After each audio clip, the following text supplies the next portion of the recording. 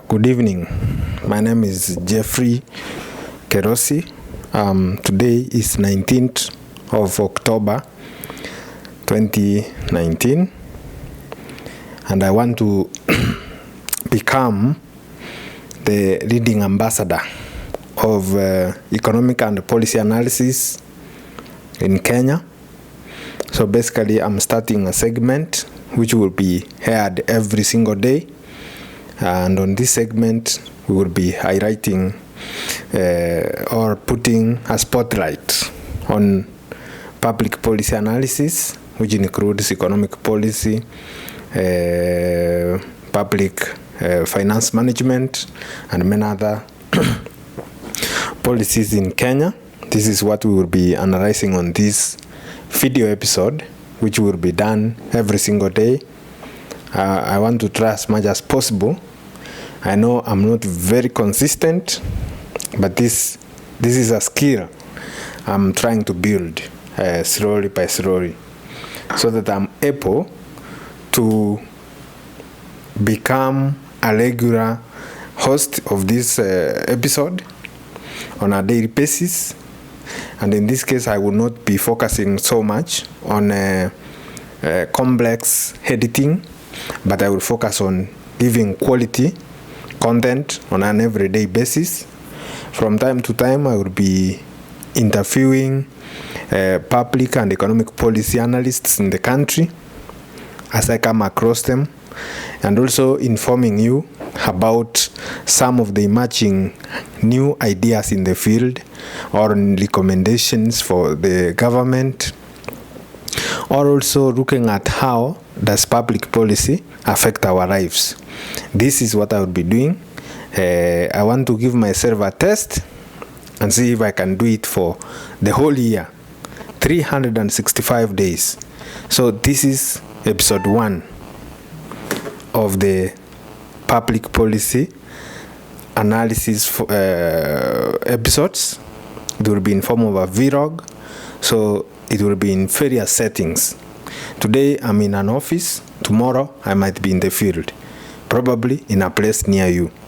So we will see how it goes, but for today we will focus on looking at what are the qualifications of public analysts, or what public analyst qualifications in Kenya. That is what we will be looking immediately after the break.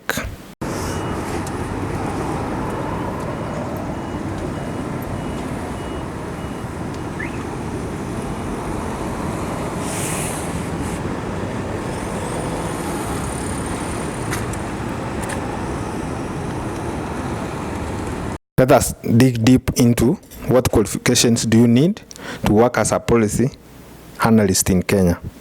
Number 1, if you want to become a policy analyst, we have written a blog on www.kerosi.com.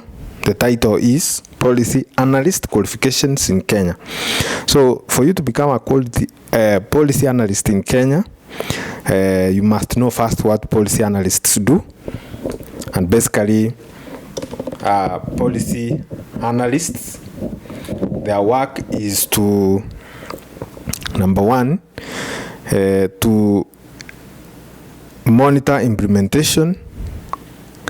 There is proposed adjustment and amending of laws, regulations, and public policies. Policy analysts can work for civil society organizations, faith-based organizations, non-government organizations, among other bodies. Some policy analysts have specialized in specific areas such as energy, oil and gas, mining, or public budgets. A policy analyst, especially one who works with government, is required to have a good understanding on how various factions of the political divide work. Requirements for one to become a policy analyst. 1, you need to have a degree in public policy and administration or political science. 2,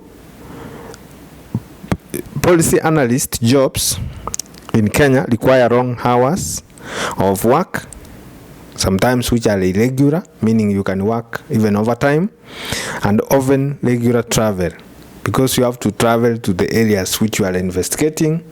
If you are talking about, for example, public policy in a certain county, like for example Mombasa, you are talking about urban regeneration program, you will be required to travel to that county to go and observe firsthand before you make your conclusions. Internship, or better still, work experience, is very important for success as a public policy analyst. Other desirable qualities of a public policy analyst: 1. Advanced critical thinking skills. 2. Creativity. 3. Excellent communication skills. 4. Strong negotiation skills. 5. Strong analytical skills. Salary. What do you expect to be paid? For you, policy analyst in Kenya, you expect your salary to differ depending on which organization you are working with. What are some of the organizations employing policy analysts in Kenya? 1. Government, or that is ministries, departments, and agencies. There is, for example, Ethics and Anti-Corruption Commission. They employ public policy analysts. Non-government organizations, NGOs. ISPAC is a body which governs or regulates accountants in Kenya. There is also private and public companies working with government. Academia, that is universities, colleges. You can become a lecturer there, but also as an analyst you can work with the department at the university which does analysis. Constitutional commissions, for example, the Commission on Revenue Allocation. Independent offices, Kenya Public Service Commission, United Nations bodies, for example, Food and Agriculture Organization, United Nations Environmental Program, UNICEF, among others. Multilateral bodies, for example, World Bank Group, International Monetary Fund, IMF, etc. There is also think tanks. For example, Institute of Economic Affairs, Kenya Institute of Public Policy Research and Analysis, KIPRA, Inter-Regional Economic Network, and Africa Economic Research Consortium, AERC, among others. Those are just a few, just to highlight.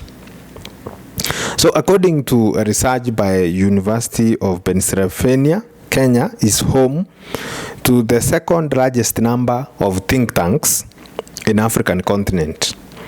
These think tanks are the training grounds for future policymakers, and KIPRA is one of the influential think tanks based in Nairobi, and it is owned by government, therefore funded by taxpayers' money. So basically now I hope you understand more about policy analyst jobs, or if you want to work as a policy analyst, now you understand what it entails. Expect to hear more about public policy in Kenya. We'll be talking about public finance and various other policies generally in this country, and this will be heard every single day. We will work hard to make sure that this episode comes to you every single day. Thank you very much for tuning in. My name is Geoffrey Kerosi, and I'm a public policy analyst. Thank you.